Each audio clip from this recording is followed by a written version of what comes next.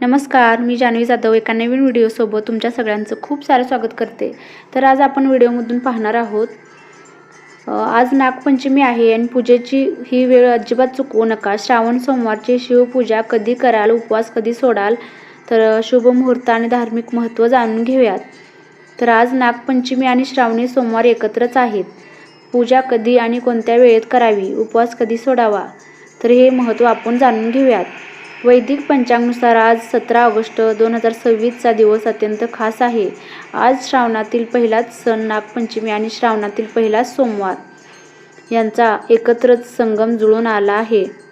तर 17 ऑगस्टचा दिवस यंदा शिवभक्तांसाठी मोठी पर्वणी असणार आहे.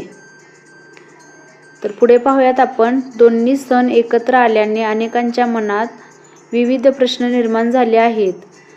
धार्मिक मान्यतेनुसार आज श्रावणी सोमवार आणि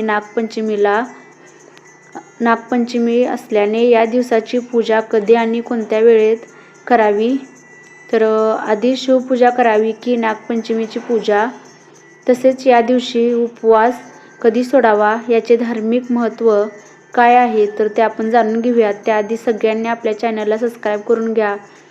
बेल आयकॉन ऑन करा म्हणजे माझे नवीन व्हिडिओ आले की त्याची नोटिफिकेशन तुम्हाला भेटेल.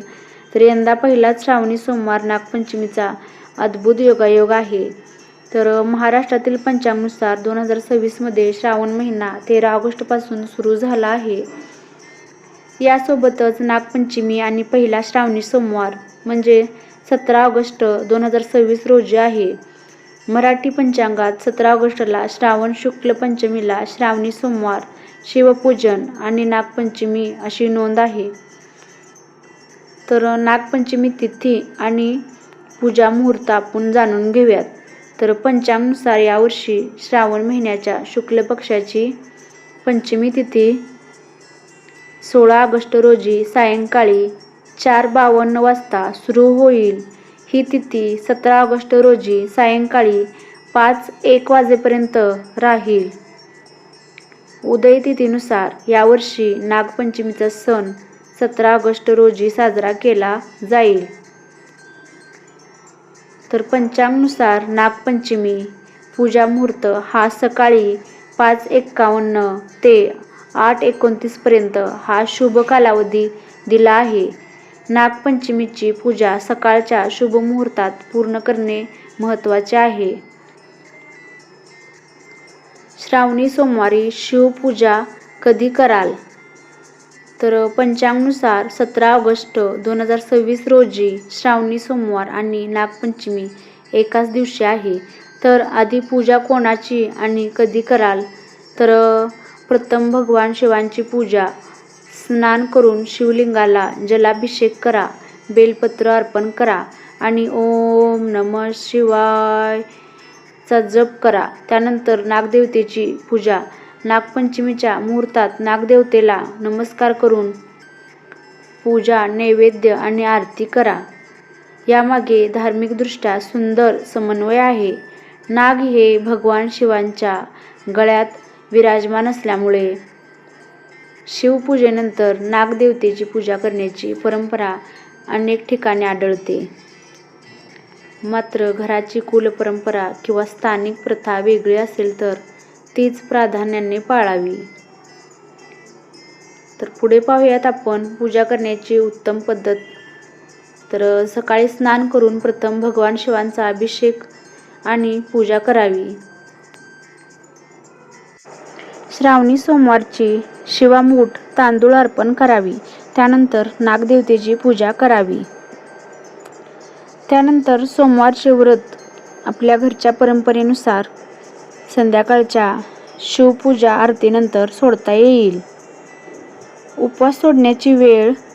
धार्मिक मान्यतेनुसार श्रावणी सोमवारचा उपवास संध्याकाळी शिवपूजा झाल्यानंतर उपवास सोडणे योग्य आहे.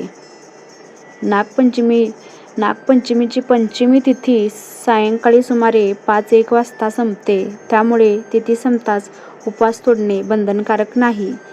उपवास सोडताना फलाहार किंवा घरच्या व्रतपरंपरेनुसार सात्विक आहार घ्यावा. म्हणजेच सकाळी नागपंचमीची पूजा नागपंचमीची पूजा करून उपवास सुरू ठेवायचा आणि संध्याकाळी शिवपूजा आरतीनंतर उपवास सोडावा.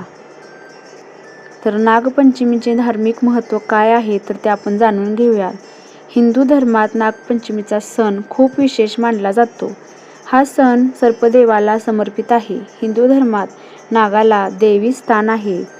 भगवान शिवांच्या गळ्यातील नाग भगवान विष्णूचा शेषनाग आणि श्रीकृष्णाने कालिया नागाचा पराभव केल्याच्या कथा नागाचे महत्त्व अधोरेखित करतात. त्यामुळे नागपंचमीच्या दिवशी नागपूजा करणे शुभ मानले जाते. धर्मग्रंथामध्येही नागपंचमीला सर्पदेवाची पूजा करण्याचा उल्लेख आहे. म्हणूनच नागपंचमीला सर्पाची विधीपूर्वक पूजा केली जाते आणि कुटुंबाच्या सुखसमृद्धीसाठी कामना केल्या जातात. तर हा आपला व्हिडिओ होता की आज श्रावणी सोमवार आणि नागपंचमी एकत्रच आहे. तर पूजा कोणत्या वेळेत करावी हे व्हिडिओमधून मी सांगितले आहे. तर सगळ्यांनी व्हिडिओ स्किप न करता पहा, म्हणजे तुम्हाला माहिती भेटेल. आणि जान्हवी जाधव ह्या चॅनलला नक्की सबस्क्राईब करा. आपल्या मित्रमंडळींमध्ये नक्की व्हिडिओ शेअर करा आणि माहिती कशी वाटली तुम्हाला हे नक्की मला कॉमेंट करून सांगा. कशा प्रकारचे व्हिडिओ तुम्हाला पाहायला आवडतील हेही मला कॉमेंट करून सांगा, जेणेकरून मी तशा प्रकारचे व्हिडिओ बनवत जाईन. तर चला भेटते पुन्हा अशाच एका नवीन व्हिडिओसोबत. तोपर्यंत सगळ्यांनी नक्कीच काळजी घ्या.